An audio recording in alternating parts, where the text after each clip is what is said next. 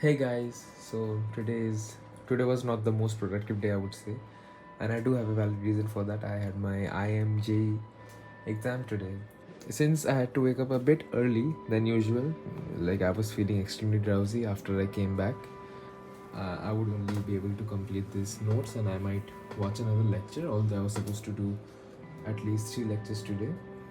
So yeah, I am in lecture 6, like I'm doing lecture 6 of rotation motion from Salim sir, and I will just finish its notes right now.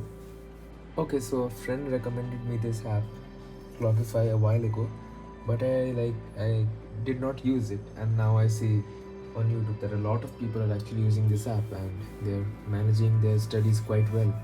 So I will start using this from tomorrow. I will learn how to use this and just after finishing my work. Every day before sleeping, I make this to-do list where I mention the tasks that I need to complete. I would do it just after finishing this, and then maybe I will sleep. All the best, guys. Thank you for watching. And if you like this kind of content, you can subscribe.